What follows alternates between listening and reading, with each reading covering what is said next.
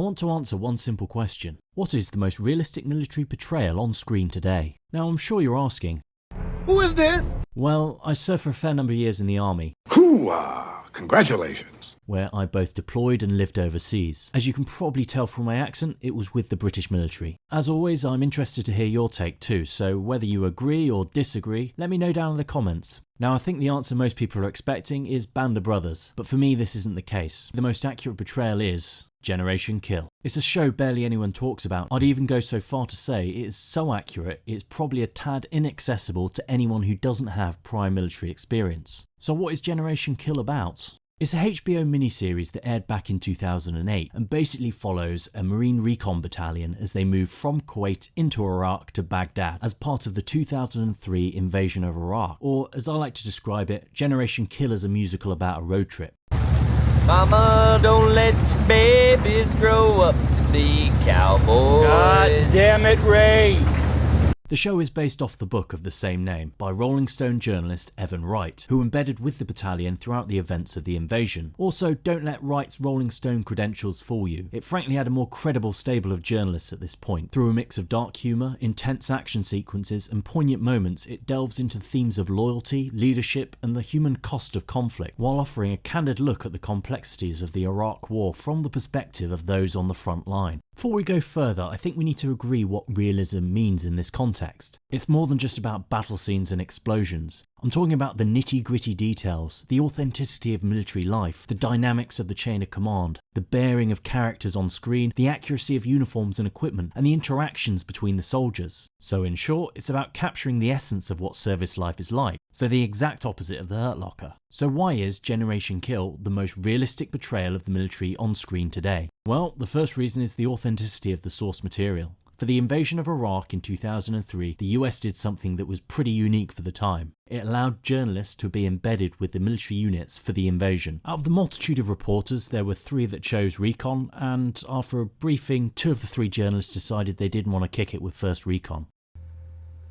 What a bunch of pussies. The dude that was left was the Rolling Stone journalist Evan Wright, who we discussed earlier. Whilst this method can be quite blinkered, it does allow us, the audience, to see the whole invasion over the shoulder of the soldiers on the ground. This offered a unique perspective that you don't really get anywhere else on screen. It's a very accurate depiction in large part because the writer was actually with the troops recording the details as they occurred or soon after. Now, contrast this with how information for Band of Brothers was collated. It was sourced primarily from first-hand accounts and interviews, most of which were taken from the men of Easy Company several decades after their experiences in the war had occurred. And as we all know, human memory is fallible. This can lead to inaccuracies like we see with Private Blythe, who is wounded in the neck during the Normandy campaign and noted as later dying of his wounds in a hospital. This was based again primarily upon the recollections of surviving members of Easy Company. In fact, Blythe lived on after recovering from his wounds and stayed in the army, eventually reaching the rank of Master Sergeant before dying suddenly in 1967. Similarly, the show portrays Lieutenant Dyke as losing his nerve in combat. I'm taking over.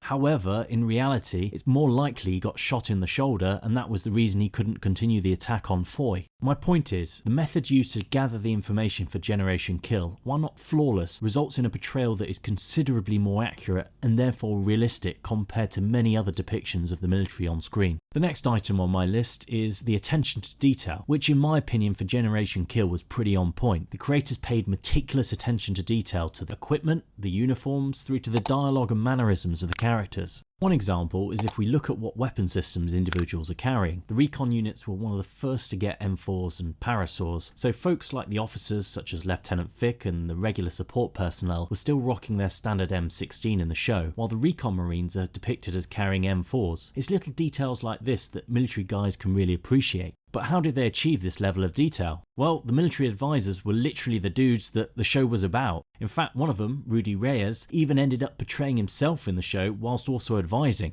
Brother, I want to live where people care about themselves. Jesus Christ, Rudy. So the actual events can be referred to and corrected by someone who has actually gone through all the shit they were filming. There'd be no possibility of Marines using the wrong rifles or misplaced uniform patches, and in turn this commitment to accuracy helps create a realistic portrayal. Now let's look at the dialogue, but let's use Band of Brothers as contrast again. The scene in question I want to analyse features an Easy Company soldier telling a British tank commander that a German tank is basically hiding behind a house and that you should fire through the house to hit it. The British tank commander refuses, saying that his orders prohibit no unnecessary destruction of property.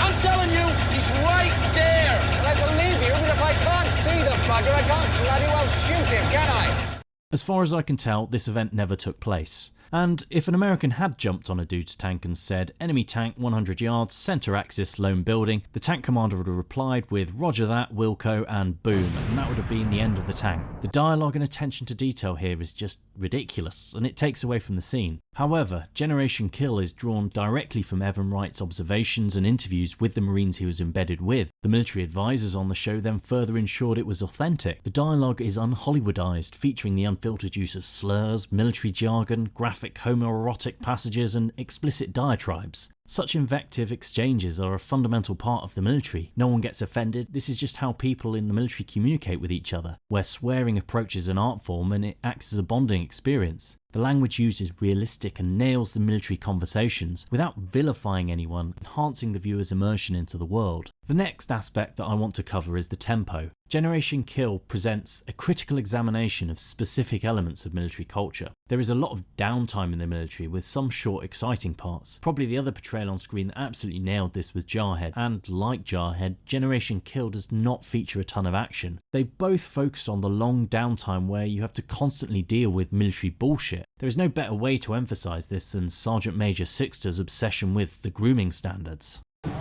Police at Rooster! Now, to an outside observer, you would have thought that if you're in the middle of a war, then there might be more important things to do than shave. However, those that have served will understand bearing and turnout are an important thing in the military, and as you later find out, there is a reason for the Sergeant Major's almost irrational focus on those standards. If morale gets really bad, Mike, let me know. I'll stir him up good with the grooming standard. I'll let you know. This isn't like your typical movie where Bradley Cooper single-handedly blows away the bad guys because... Instead, Generation Kill gives us a realistic view of what the tempo and life is like in the military, along with the bullshit. And Generation Kill also captures the bureaucracy, miscommunication, and occasional questionable decision. Take this scene for example, where the OC of the company is trying to call in a fire mission, and one of the dudes in his chain of command basically calls him out, stating that it's danger close. Sir, that's a con air over 200 meters, sir. That's danger close for artillery. Danger close. Dumb motherfucker, sir. Even the most boot-fucked Marine knows danger close. You're way out of line.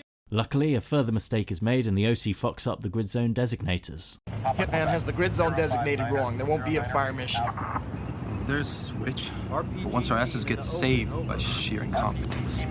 For me, the fuck-ups and bullshit you see in Generation Kill rings true with my personal experience. Up and down the entire chain of command you have good soldiers and bad ones. Same for officers. Combine that with the pressures placed upon relatively young individuals and things can and will go wrong. It's refreshing to see a show portray the challenges that those in the military face. The last point I want to touch on is politics. A lot of depictions of the military often get bogged down in the political details. People join the military for a myriad of reasons. Some join to shoot people, others for money, some to escape life or remake themselves. Because Generation Kill is set during the first 21 days of the war in 2003, it doesn't get bogged down in the wrong and the right of the invasion. It displays the disordered workings of the American military and the inevitable destruction of all objects in its path. But if you've served in the military, you know that on the unit level, it's filled with men and women of vastly different motivations and skills. And generally, people are focused on just getting the job done, not what politics comes into it. The series offers a refreshing take on the Iraq War. It doesn't preach to the audience and instead presents what modern warfare is, mess and ambiguity, and leaves viewers to form their own conclusions. One could pose the question on whether the series is pro or anti-war. I would say neither. Instead, it shows what life is like on the ground, intermixed with the grim and often brutal reality of war, combined with the highs and lows of being a soldier. This is something Hollywood productions tend to gloss over in favour of either glamorising it or pushing a political message. It's a refreshing approach in my opinion. To start wrapping this up, Generation Kill is the most realistic military portrayal on screen, in my opinion. It's important to recognise that while it may not be flawless, its authenticity lies in its unvarnished portrayal of military life.